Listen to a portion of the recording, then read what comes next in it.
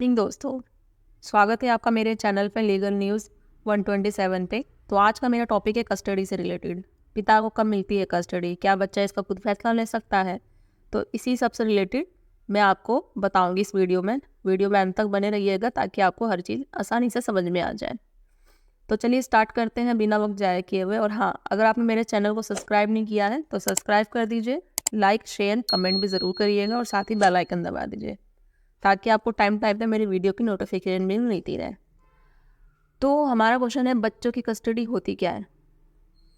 भारत में 18 साल से कम उम्र के बच्चे की कानूनी गार्जियनशिप को बच्चे की कस्टडी कहा जाता है।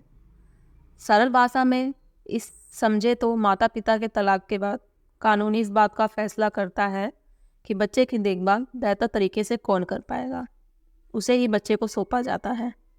इसे ही बच्चे की कस्टडी कहते हैं। बट हमारा ये भी सवाल है कि अगर सामान्य तलाक हुआ तब बच्चे की कस्टडी कैसे मिलती है? कानून में बच्चों की कस्टडी देने के लिए स्पेशल क्राइटेरिया यानी मापदंड तय है। जब कोर्ट को लगता है कि इस क्राइटेरिया पर माता पिता दोनों में से कोई भी खरा उतर रहा है तब कोर्ट उसी पेरेंट्स को बच्चे की कस्टडी देता है।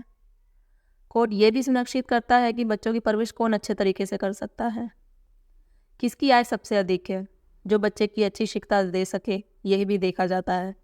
बच्चों का मानसिक और शारीरिक तौर पर विकास होने में पेरेंट के तौर पर कौन मदद करेगा, यह भी देखा जाता है। ऐसी तमाम बातों को जांचने के बाद ही कोर्ट बच्चों की कस्टडी माता पिता में से किसी एक को देता है। 5 आधार पर किया जाता है बच्चों की कस्टडी का फैसला, और वो कौन से हैं मैं आपको बताती हूँ।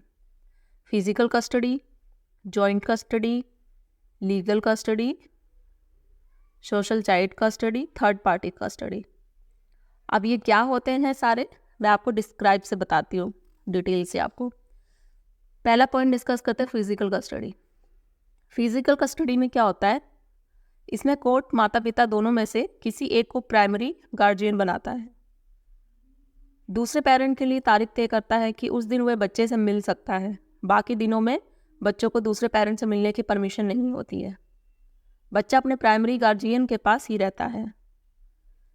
सेकेंड है जॉइंट कस्टडी। जॉइंट कस्टडी क्या होती है, इसमें बच्चे के माता पिता दोनों को रोटेशन के आधार पर कस्टडी मिलती है। इसमें बच्चा एक निश्चित समय के लिए बारी बारी से माता और पिता दोनों के पास रहता है ताकि माता पिता दोनों बच्चे से मिल सकें। थर्ड है हमारा लीगल कस्टडी। लीगल कस्टडी में माता पिता में कोई एक पक्ष कानूनी तौर पर बच्चे के जीवन से जुड़े हुए सभी अहम फैसले ले सकता है। 18 साल उम्र न होने तक माता पिता में से कोई एक एजुकेशन, फाइनेंशियल, धर्म और मेडिकल ज़रूरतों के बारे में बड़ा फैसला ले सकता है। सोल चाइल्ड कस्टडी, इसमें क्या होता है, जब बच्चे की माँ या पापा में कोई एक हेल्थ पॉइंट से अनफिट होता है तब कोर्ट दूसरे पक्ष को बच्चे की कस्टडी देती है। इससे बच्चे की परवरिश में परेशानी नहीं होती। अगर बच्चे को किसी एक पेरेंट यानी माँ या पिता से कोई खतरा है तब कोर्ट दूसरे पक्ष को बच्चे की पूरी कस्टडी देती है। लास्ट हमारा पॉइंट है थर्ड पार्टी। थर्ड पार्टी में क्या होता है, ऐसा तब होता है जब बच्चे की माँ और पापा दोनों की मृत्यु हो जाए, या फिर दोनों की दिमागी हालत ठीक ना हो, या फिर एक जीवित हो लेकिन बच्चे की देखभाल और जिम्मेदारी नहीं लेना चाहता हो। ऐसी सिचुएशन में कोर्ट बच्चे की कस्टडी थर्ड पार्टी यानी तीसरे पक्ष को देता है। थर्ड पार्टी कस्टडी ज़्यादातर नाना नानी दादा दादी को ही मिलती है। कुछ ऐसे केस में ये कस्टडी अनाथ आश्रम को भी दी जा सकती है। तो ये हमारे 4 पॉइंट थे जो मैंने डिटेल से बताया। ये सारे पॉइंटों से बच्चे को कस्टडी इन तरीक़ों से मिलती है। अब बच्चों की कस्टडी देने का प्रोसेस क्या होता है वो भी मैं आपको बताती हूँ। हिंदू धर्म में इसके लिए भारतीय कानून व्यवस्था में Hindu minority and guardianship act 1956 बनाया गया है, जिसके तहत बच्चे की कस्टडी माता पिता को दी जाती है। इस प्रकार के एक्ट में कुछ बातों का ध्यान रखा गया है जिसकी डिटेल ये है। बच्चे की उम्र 5 साल से कम है तब कस्टडी माँ को दी जाएगी। उम्र 9 से अधिक है तो कोर्ट बच्चे से उसकी मर्जी पूछा जाएगा कि वह किसके साथ रहना पसंद करेगा। इसके बाद कोर्ट अपना फैसला सुनाता है। यदि बेटा बड़ा है तो ऐसे केस में अक्सर बच्चे की कस्टडी उसके पिता को मिलती है। बेटी के मामले में कस्टडी अक्सर माँ को मिलती है। कुछ केस में लड़की की कस्टडी उसके पिता को भी मिल सकती है, बट वो डिपेंड करता है सिचुएशन। अब चाइल्ड कस्टडी में पिता का अधिकार क्या होता है। गार्जियन एंड वार्ड एक्ट के तहत पिता का भी माँ के जितना बराबर अधिकार होता है। अगर बच्चे की उम्र 5 साल से कम है तो इस स्थिति में बच्चे की कस्टडी माँ के पास रहने की संभावना ज़्यादा होती है। पिता को विजिटिंग और एक्सेस राइट यानी मिलने जुलने का और बच्चे को अपने साथ वेकेशन पर रखने का अधिकार कोर्ट से मिलता है। अगर दोनों पति और पत्नी जॉब करते हैं, इस स्थिति में दोनों का बराबर से बच्चे पर अधिकार कोर्ट से दिया जाता है। कोर्ट केवल इस सिद्धांत पर विश्वास करती है कि बच्चे की देखरेख और परवरिश कौन बेहतर कर सकता है। इस आधार पर ही परमानेंट कस्टडी उसको सौंपी दी जा सकती है। इन 4 कुछ सिचुएशन बताऊंगी जो पिता को ही मिलती है बच्चे की कस्टडी। माँ का अगर किसी और के साथ संबंध है, पत्नी यानी बच्चे की माँ घर छोड़कर चली गई हो, पत्नी मानसिक तौर पर अशक्त है या आंशिक तौर पर मेंटल है, ऐसी स्थिति और गुंजाइश अगर बन रही है कि पिता बच्चे की माँ से बेहतर देखरेख कर सकता है तो ऐसे मामले में कस्टडी पिता को मिलती है।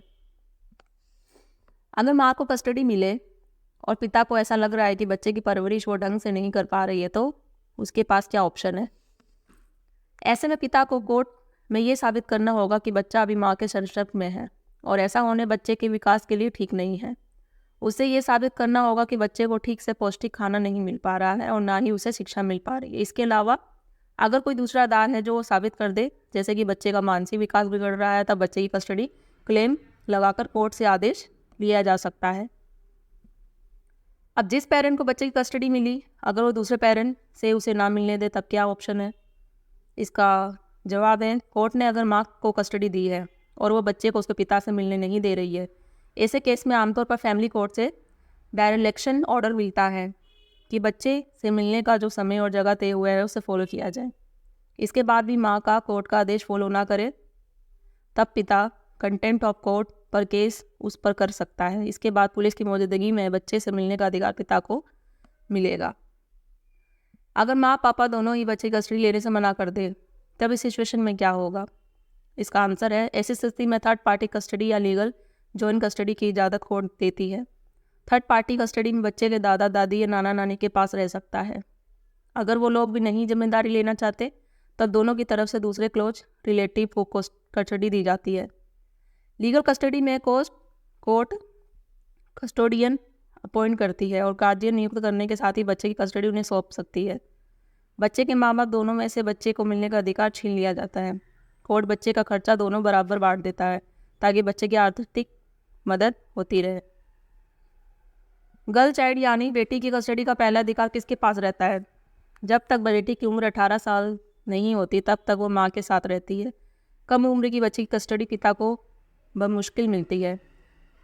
बालिग यानी एडल्ट होने के बाद खुद पिता के साथ रहने का फैसला कर सकती है। अगर बेटी की उम्र 18 साल से कम है और उसकी माँ ने पूर्ण विवाह कर लिया है और बच्चों को नहीं रखना चाहती, ऐसी सिचुएशन में बेटी को पिता का अधिकार होता है। पिता की डेथ हो गई है और माँ को कस्टडी किसी वजह से नहीं मिली, ऐसे में क्या सिंगल माँ कस्टडी के अप्लाई कर सकती है?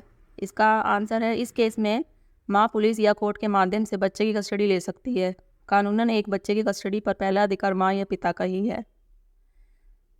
तो ये मैंने पॉइंट बताए हैं जो कि कस्टडी से रिलेटेड है। आशा करती हूँ आप सबको डिटेल्स में समझ में आ गया होगा। इससे रिलेटेड कोई आपके कमेंट हो, कुछ क्वेश्चन हो तो आप मुझे कमेंट में कर सकते हैं, जिसका मैं जवाब डेफिनेटली आपको दूंगी। और हाँ, मेरे चैनल को सब्सक्राइब करना बिल्कुल मत भूलिए। जल्दी मिलती हूँ मैं ऐसी एक इंटरेस्टिंग टॉपिक के साथ। तब तक के लिए थैंक यू।